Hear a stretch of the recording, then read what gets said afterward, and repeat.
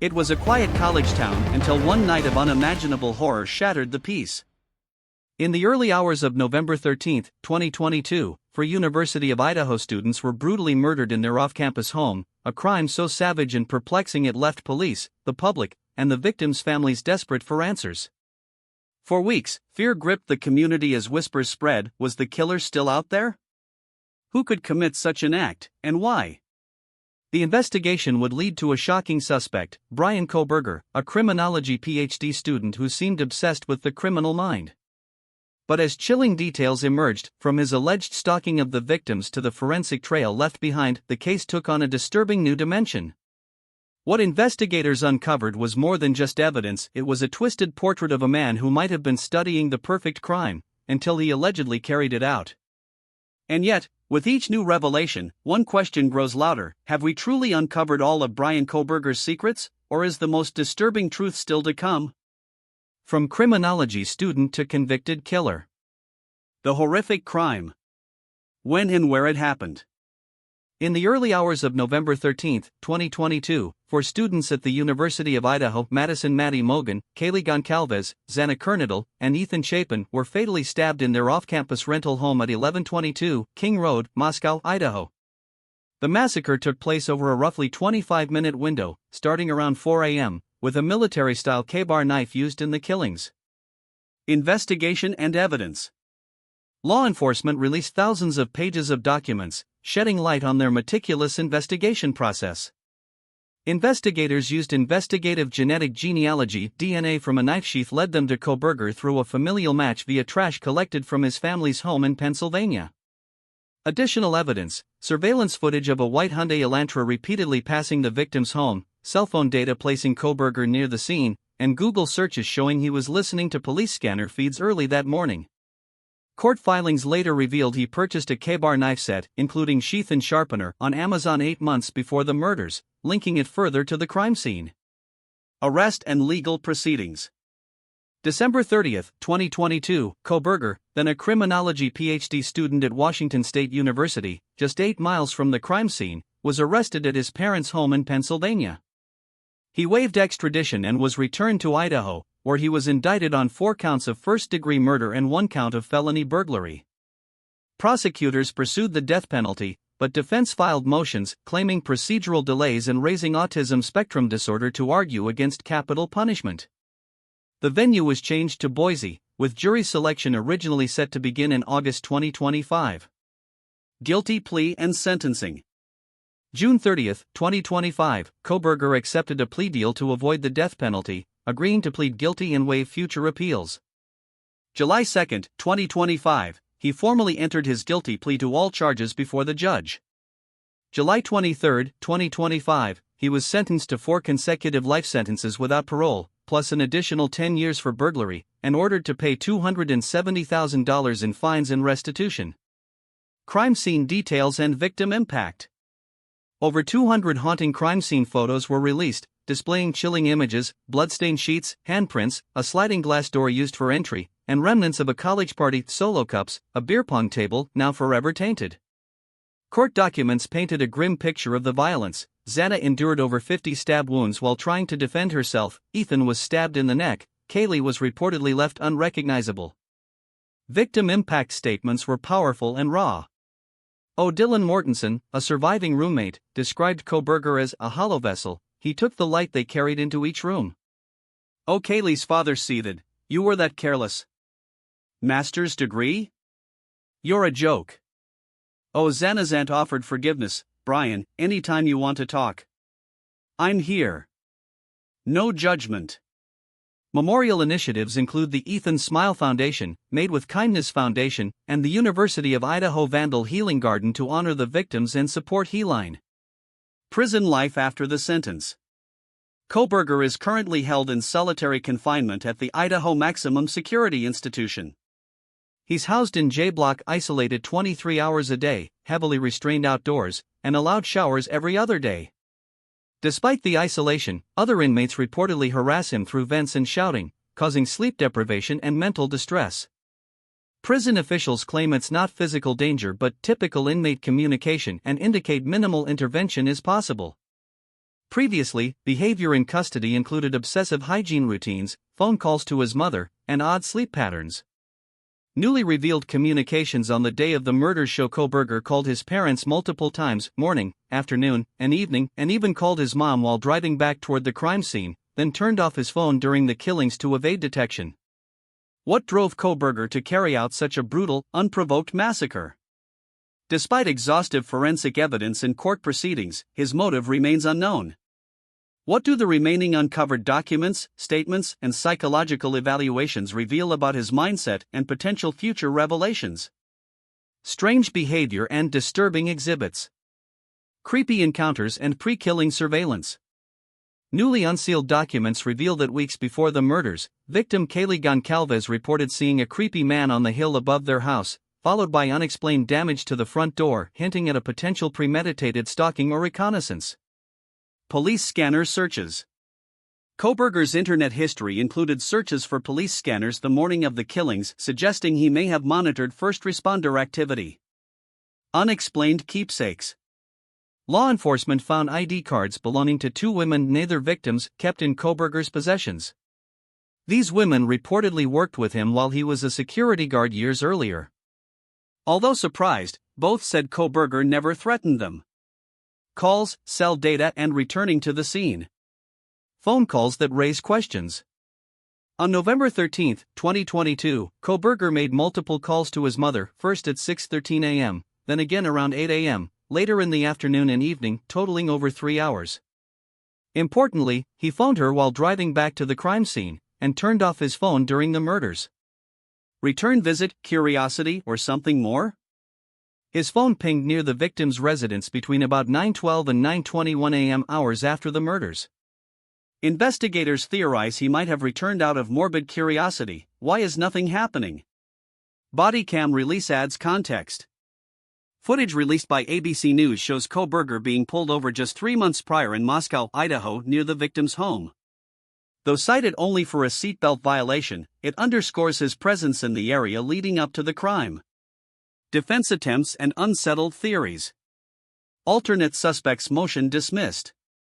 Kohberger's defense tried to implicate 4 potential alternate perpetrators, including someone with a known connection to victim Kaylee Goncalves.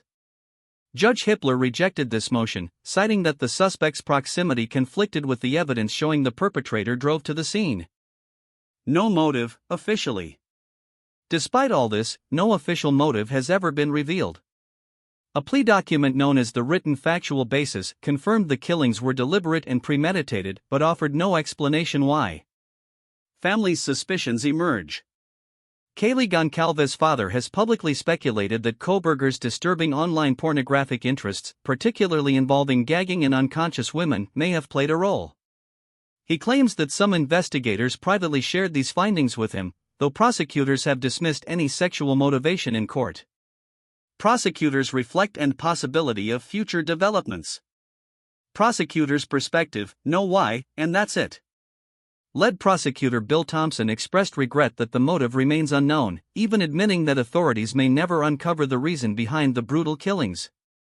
Still room for future revelations.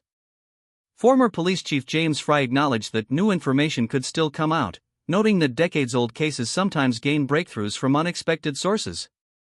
Prosecutor's tough choice. In a candid interview with 48 Hours, Bill Thompson explained why the plea deal didn't require Kohberger to disclose motive. Legal teams felt forcing a full breakdown might risk the plea's viability.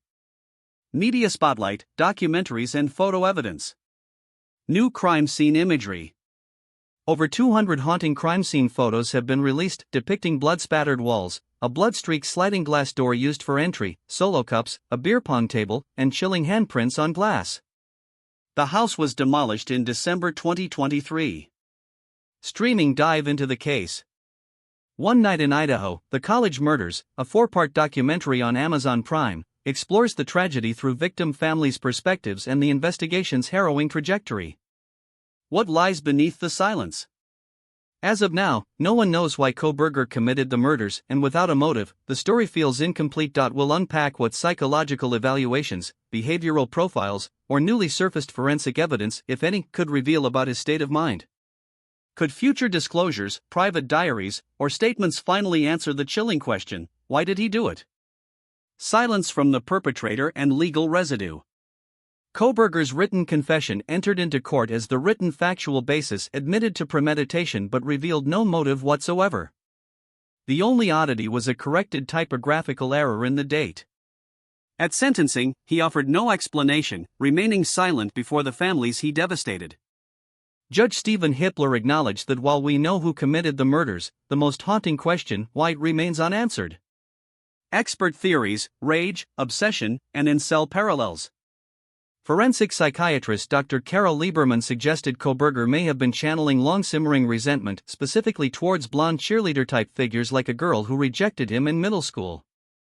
He took out the rage that he built up over the years, with each bloody stab of the knife.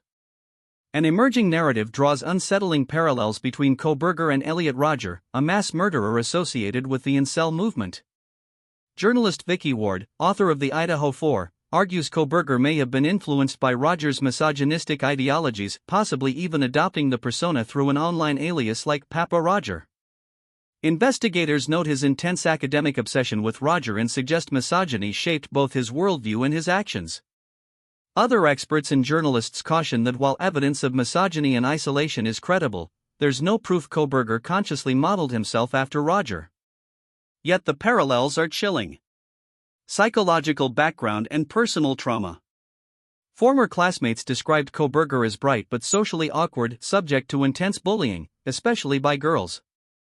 Allegedly, he struggled with anxiety and depression, and had a history of heroin abuse. Throughout his academic career, particularly during his stint in the criminology PhD program at Washington State University, he exhibited signs of social dysfunction and obsessive behavior. Some records also suggest the presence of autism spectrum traits and obsessive-compulsive tendencies. Evidence of obsession and fixation. Kohberger's search and phone history revealed he looked up live police scanner feeds in the early morning hours of November 13, 2022, perhaps to monitor law enforcement activity. Cell tower data indicates he was in the vicinity of the victim's home 23 times over 4 months leading up to the murders. Projects about locating cell tower records and internet searches for serial killers appear to corroborate a pattern of stalking or obsession. The public and family perspective. Families of the victims have voiced public frustration and grief over the lack of motive, with Olivia Goncalves demanding answers. How was your life right before you murdered my sister? Where is the murder weapon? What did he bring into the house? Why did he do it? Former Police Chief James Fry held out hope that one day, someone might come forward to explain the motive even years later. Will we ever know why? Even without a full trial, thanks to the plea deal, theories continue to emerge through documentaries, books, and expert commentary. But with Kohberger refusing to cooperate, the mystery grows deeper. Legal experts emphasize that without a clear motive, jurors, hypothetically, in a death penalty case, can be left unsettled, and that may have influenced the decision to negotiate the plea deal. What if the key to unlocking Kohberger's motive lies in documents and disclosures we've yet to see, like psychological evaluations, private journals, security footage, or previously sealed interviews? Could hidden clues in those materials finally illuminate his state of mind, or will they only deepen the mystery? In Part 4, we'll plunge into what might still be hidden and what the future could hold. Mental health records come to light. Court-ordered transparency now reveals that both medical and mental health records for Kohberger and his family were delivered to prosecutors in January 2025 and have since been unsealed. However, the actual contents of those records remain confidential.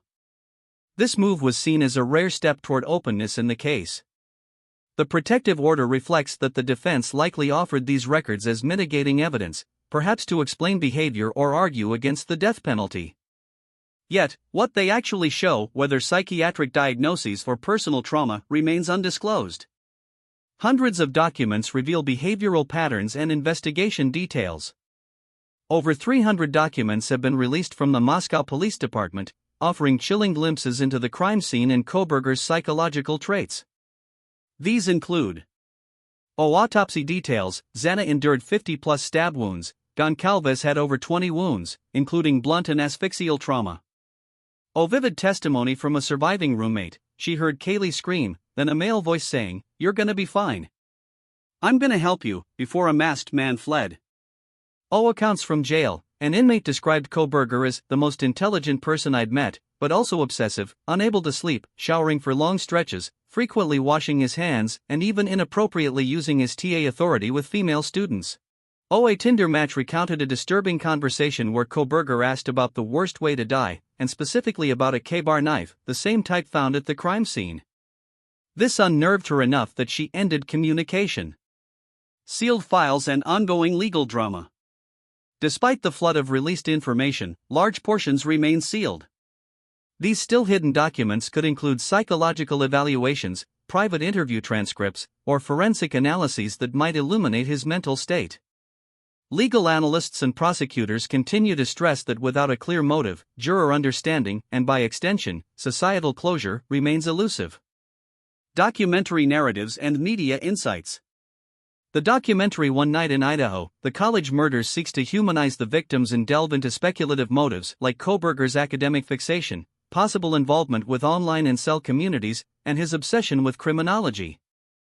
Still, even such storytelling can't confirm why he acted. Investigative journalism and legal commentary further underscore the disturbing blend of social isolation, potential misogyny, and methodical intent, though none provide a definitive motive. All that remains could lie within the sealed materials, psychological assessments, private writings, forensic analyses, or unredacted interviews. Could these hidden documents finally crack open the vault, revealing Kohberger's true mental state, a motive that drove his actions, or a darker plan behind the killings? We'll sift through what might still emerge and what those revelations could mean for the families, public understanding, and justice itself. Sentencing and immediate aftermath. On July 23, 2025, Bryan Kohberger was sentenced to 4 consecutive life terms without parole, plus an additional 10 years for burglary, and ordered to pay restitution and fines totaling around $270,000. The plea deal he accepted earlier in July ensured the death penalty was removed, and he waived all future appeals. Motive still a void. Despite overwhelming evidence and a resolved criminal process, no legal or personal explanation for Kohberger's actions has ever been provided. The motive remains a haunting and permanent void. At sentencing, Judge Stephen Hippler acknowledged that focusing on motive gives Kohberger the relevance he seeks, effectively cementing its absence in court record. Former Moscow Police Chief James Fry later remarked that new information might emerge even years later, suggesting the possibility, but not the certainty, of future insight. Prison life and ongoing hardship. Kohberger is currently in solitary confinement at Idaho's maximum security institution. Fellow inmates reportedly harass him through vents and other methods, resulting in sleep deprivation and mental distress. Prison officials, however, downplay the severity of these interactions, describing them as typical inmate communication. Digital behavior and obsessional troves. Investigators uncovered that on Christmas Day 2022, Kohberger downloaded information on more than 20 notorious serial killers, including Ted Bundy, John Wayne Gacy, and Danny Rolling. Notably, Rolling, known as the Gainesville Ripper, bore disturbing similarities to Kohberger's own crime style, a K-bar knife, break-ins via sliding doors, and targeting college students, though there's no evidence of sexual assault in Kohberger's case. The path forward, sealing and unsealing. Following the guilty plea and sentencing, Judge Hippler lifted the long-standing gag order and began a careful process to unseal previously confidential court documents. Parties involved must now provide detailed justifications if they want any remaining documents kept sealed rather than redacted and released. Meanwhile, reports suggest more documents may soon become public, potentially offering further insights, although they may also deepen the mystery without revealing motive. Final note: a closed case, but emotional wounds endure. The legal chapter is now closed, a killer punished, no appeal forthcoming, and communities still grappling with grief. Memorials like the Vandal Healing Garden, posthumous degrees to the victims, and scholarships ensure the 4 students are remembered for who they were, not just how they died. While the criminal justice system has reached its conclusion, the emotional and psychological echoes of this tragedy persist. Families of the victims still wrestle with the unanswered why, a question that no final document or court ruling can satisfy. The story ends here legally, but in hearts and communities, it will never truly be over.